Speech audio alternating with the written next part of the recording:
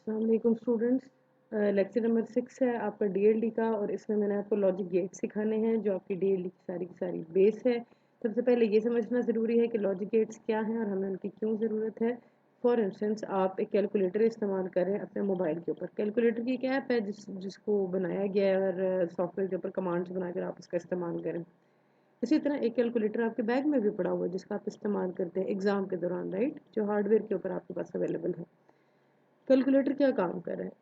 Addition, subtraction, multiplication, division, complements, binaries निकालना, two's complement निकालना, one's complement निकालना and so on and so forth. तो कहने का मकसद ये है कि जितने भी मैथमेटिकल ऑपरेशंस हैं, अब वहाँ पे आपके कैलकुलेटर के अंदर किसी ने कमांड्स तो लिख के कोई चिप तो नहीं फीड कर दी ना, राइट। बिल्कुल बेसिक कैलकुलेटर की मैं बात कर रही हूँ, या आपके घर में भी जो मुख्तलिफ कंपोनेंट्स लगे हुए हैं उनकी हम बात करते हैं। हार्डवेयर के ऊपर जो कोई पर्टिकुलर फंक्शन परफॉर्म करें, तो जो भी पर्टिकुलर फंक्शन है, फॉर इंस्टेंस हम कैलकुलेटर की बात करें तो कोई भी जो मैथमेटिकल ऑपरेशन है जब आप उसको आपने हार्डवेयर के ऊपर करें, पेपर के ऊपर फॉर इंस्टेंस आप एडिशन करें, आप प्लस करते हैं, आपको मेथड सिखाया गया है। कंप्यूटर के ऊपर, फ़ोन के ऊपर आप इस्तेमाल करें, कमांड्स वहाँ पे फीड हैं कि इस फंक्शन ने कैसे काम करना है, वो कमांड्स चलती हैं और आपका ऑपरेशन हो जाता है। तो हार्डवेयर के ऊपर जिस कैलकुलेटर के ऊपर आप काम करें, इसके अंदर उन फंक्शंस को बनाया जाता है और उसके लिए गेट्स इस्तेमाल किए जाते हैं। समझाने की बात हो रही है आपको, यानी कहने का मतलब ये है कि जितने भी मैथमेटिकल ऑपरेशन हैं जब आपने उनको हार्डवेयर लेवल के ऊपर करना है तो उसके लिए आप गेट्स इस्तेमाल करेंगे। तो ये होता क्या है बेसिकली, जब भी आप कोई फंक्शन बनाना चाह रहे हैं, वो मैथमेटिकल इक्वेशन, कोई भी सर्किट आप डिज़ाइन करना चाह रहे हैं, कोई भी चीज़ बना रहे हैं, आप उसका एक फंक्शन बनाते हैं कि इस चीज़ ने ऐसे काम करना है और वो फंक्शन किसी इक्वेशन के फॉर्म में होता है, राइट। अब वहाँ पे क्या एडिशन, सब्ट्रैक्शन, मल्टीप्लिकेशन, इस तरह की चीज़ें इस्तेमाल हो रही है, राइट। तो जितने भी मैथमेटिकल ऑपरेशन हैं आपके, उनको जब अपने हार्डवेयर लेवल के ऊपर करना है तो उसके लिए गेट्स इस्तेमाल होते हैं। तो यहाँ पे आज मैंने आपको बताना है कि कौन सा गेट देखने में सिंबल में कैसा है, उसकी इक्वेशन क्या है, उसका ट्रुथ टेबल क्या है, वो क्या काम करता है, राइट। बेसिक गेट्स भी देखेंगे और एक्सटेंसिव गेट्स भी देखेंगे हम। तो सबसे पहले बेसिक गेट्स तीन है, नॉट, एंड और उनको डिस्कस करते हैं कि वो क्या काम करते हैं। सबसे पहले मैं उनका सिंबल आपको बताऊंगी, फिर मैं आपको उसकी क्वेश्चन बताऊंगी और उसके क्वेश्चन से हम उसका ट्रुथ टेबल निकालेंगे ताकि आपको कोई कन्फ्यूजन ना रहे। तो सबसे पहले आ जाते हैं नॉट गेट के ऊपर। ये नॉट का सिंबल है। नॉट की एक इनपुट होती है और एक ही आउटपुट होती है। नॉट का काम है कॉम्प्लीमेंट करना, यानी आप इसको इनपुट पे जो भी वैल्यू देंगे ये उसको कॉम्प्लीमेंट कर देगा। और गेट्स बाइनरी के ऊपर चल रहे हैं, यानी 0 1 के ऊपर। तो अगर आप इसको 0 देंगे तो ये इसको 1 कर देगा, अगर आप इसको 1 देंगे तो ये इसको 0 कर देगा। तो x is equal to A complement. एक ही इनपुट है, एक ही आउटपुट है, तो ये आगे इनपुट, ये आगे आउटपुट। एक इनपुट हो तो कितनी पॉसिबिलिटीज बनती हैं? 2 की पावर 1, 2। तो या तो ए की वैल्यू 0 की या ए की वैल्यू 1 होगी। तो अगर आप इसको 0 देंगे तो ये उसको 1 कर देगा और अगर आप उसको 1 देंगे तो ये उसको 0 कर देगा। फिर आ जाते हैं एंड गेट के ऊपर। ये एंड गेट का सिंबल है हमारे पास। नॉट गेट सिर्फ बेसिक गेट्स में ऐसा गेट है जिसकी एक इनपुट है, बाकी सबकी एटलीस्ट 2 इनपुट्स होती हैं, 2 से ज़्यादा भी हो सकती हैं। तो ये 2 इनपुट्स वाला है। एंड का काम होता है मल्टीप्लिकेशन करना, ये इसका सिंबल है।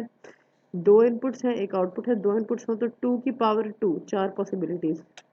यानी ट्रुथ टेबल आप लोगों को बनाने सिखाए गए थे क्लास के अंदर। तो 0 1 0 1, 00 1 इन अदर वर्ड्स 2 की पावर 4 मतलब 4 नंबर, 2 की पावर 2 मतलब 4 नंबर, 0 1 2 एंड 3।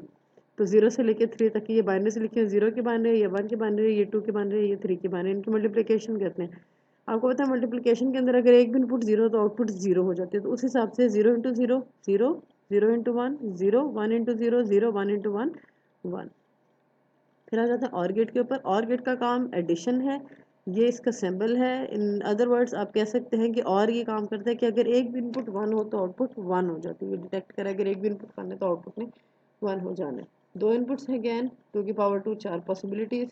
0 + 0 0, 0 + 1 1, 1 + 0 1, 1 + 1 1। यहाँ पे 1 + 1 0 नहीं हो सकता। आउटपुट के ऊपर एक बिट है तो उसके लिए हम इसको 1 करते हैं कि इसलिए मैंने आपको ये बात भी बताई कि और गेट में अगर एक भी इनपुट 1 हो तो आउटपुट आपके पास 1 हो जाती है। फिर आ जाता है नैंड गेट पे। ये नैंड का सिंबल है। नैंड के अगर आप इसके ऊपर गौर करें तो एंड के आगे आपने नॉट लगा दिया, राइट। तो जब आप एंड के आगे नॉट लगा देते हैं तो वो नैंड बन जाता है। ये जो बबल है ये भी नॉट को रिप्रेजेंट करता है, राइट। तो इसका काम क्या होगा कि पहले ये एंड करेगा और फिर बबल की वजह से कॉम्प्लीमेंट हो जाएगा। तो ये हो गया ए बी होल कॉम्प्लीमेंट। तो कॉम्प्लीमेंट क्या करता है, वो उलट कर देता है। यानी एंड में जिधर हमें आउटपुट पे 1 मिलता था यहाँ पे 0 मिलेगा, जिधर 0 मिलता था उधर 1 मिलेगा। आप इस इक्वेशन में भी वैल्यूज पुट कर सकते हैं। फॉर इंस्टेंस 2 इनपुट्स हैं तो उसी तरह 4 पॉसिबिलिटी 0.0 इसमें पुट करें 0 0 0 और 0 का कॉम्प्लीमेंट 1। फिर 0.1 ए की वैल्यू 0 है, बी की वैल्यू 1 है, तो 0 इंटू 1 0 और उसका कॉम्प्लीमेंट 1। फिर नेक्स्ट है 1.0 1.0 0 और उसका कॉम्प्लीमेंट 1। फिर नेक्स्ट है 1.1 तो 1.1 1 और उसका कॉम्प्लीमेंट 0। क्या गया नैंड। फिर अगला है नॉर। नॉर इसी तरह क्या होगा, वो और का कॉम्प्लीमेंट होगा, यानी और के आगे आप बबल लगाएंगे। ये इसकी इक्वेशन आगे कि और करके होल कॉम्प्लीमेंट कर दी। यहाँ पे भी क्या होगा, और में जिधर 1 था उधर 0, जिधर 0 था उधर 1, यानी वो डिटेक्ट कर रहा था कि अगर एक भी इनपुट 1 हो जाए तो आउटपुट 1 हो जाएगी, तो अदरवाइज 0। तो इसमें क्या होगा, फिर 0 0 के ऊपर 1 आना चाहिए, बाकी सब पे 0 हो जाना चाहिए। आप इस इक्वेशन में पुट भी कर सकते हैं। 0 प्लस 0 क्या होता है, 0 और उसका कॉम्प्लीमेंट 1। फिर नेक्स्ट है 0 प्लस 1 0 प्लस 1 1 और उसका कॉम्प्लीमेंट 0। फिर नेक्स्ट है 1 प्लस 0 1 प्लस 0 1 और उसका कॉम्प्लीमेंट 0 1 प्लस 1 1 और उसका कॉम्प्लीमेंट 0। तो इसका टेबल आ गया। फिर आ जाते हैं एक्सॉर के ऊपर। ये एक्सॉर का सिंबल है इसमें और उसमें थोड़ा सा फ़र्क है। और में ये जो एक लाइन बनी हुई है इनपुट साइड के ऊपर शुरू में, मैथमेटिकल ऑपरेटर इसके लिए ये इस्तेमाल होता है। एक्सॉर का काम ये होता है कि इसको आप एक्सक्लूसिव और भी कहते हैं। एक्सॉर ये काम करता है कि जब दोनों इनपुट्स डिफरेंट हों, यानी या तो दोनों ज़ीरो हों, सॉरी जब दोनों इनपुट्स डिफरेंट हो, यानी या तो एक इनपुट 0 है और दूसरी 1 है, ऐसा नहीं होना चाहिए कि दोनों सेम हो।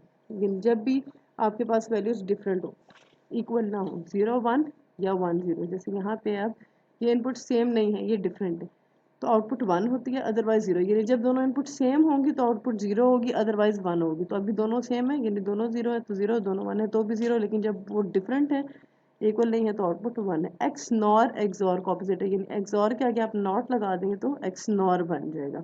इसको आप इस तरह से भी लिख सकते हैं कि एक्सॉर करके होल कॉम्प्लीमेंट करें, या नॉर एक्स नॉर का ये अपना एक सिंबल है, ये लगा दें। एक्स नॉर को इक्विवेलेंट गेट भी कहा जाता है। इक्विवेलेंट गेट का मतलब क्या है कि जब दोनों इनपुट्स आपके पास इक्वल होंगी तो आउटपुट 1 होगी, अदरवाइज आपकी आउटपुट 0 होगी। तो ये टेबल भी देख रहे हैं कि जब दोनों इनपुट्स इक्वल है, यानी या तो दोनों 0 हैं या दोनों 1 है, तो आउटपुट 1 है, अदरवाइज आउटपुट 0 है। और फाइनल एक और गेट है हमारे पास, दैट इज बफर। बफर भी नॉट की तरह ही है, सिर्फ ये फ़र्क है कि यहाँ पे बबल नहीं है। तो बबल का काम क्या था, कॉम्प्लीमेंट करना। इसका मतलब ये कॉम्प्लीमेंट नहीं करेगा, जो इनपुट पे देंगे वही आउटपुट के ऊपर आपको मिल जाएगा, राइट। एक ही इनपुट है इसकी और एक ही आउटपुट है, तो 0 और 1 दो पॉसिबिलिटीज, जो इनपुट पे देंगे वही आउटपुट पे मिलेगा। तो फिर इसको इस्तेमाल करने का मकसद क्या है, आपने दो सर्किट्स अलग अलग करने हैं, इसकी हाई रेजिस्टेंस वैल्यू होती है बेसिकली। तो ये दो सर्किट्स में आइसोलेशन का इंसुलेशन का काम करेगा कि एक के वोल्टेजेस दूसरे के वोल्टेजेस को डैमेज ना कर दे। बहरहाल डिटेल में आप इसको इलेक्ट्रॉनिक्स में पढ़ेंगे। यहाँ पे जो बताने का मकसद है वो ये है कि जब गेट्स के अंदर हम बफर यूज़ करेंगे तो बफर को आप इनपुट के ऊपर जो भी वैल्यू देंगे आउटपुट के ऊपर आपको वही वैल्यू मिलेगी, वो उसको चेंज नहीं करेगा, इन्वर्ट नहीं करेगा उसको, ठीक है। टास्क मैंने आप लोगों को आपको ऑलरेडी बता दिया है पिछले लेक्चर के अंदर कि आप लोगों ने एक अच्छी सी इंक्रिप्शन स्कीम बना के लेनी है और उसको क्लास में प्रेजेंट करना है। लेसन प्लान्स को देख लीजिएगा। इंटरनेट के ऊपर से आप आइडियाज़ ले सकते हैं इंक्रिप्शन के। कोशिश करें कि अपनी एक अच्छी सी बेहतरीन सी स्कीम बना के लेके आएं।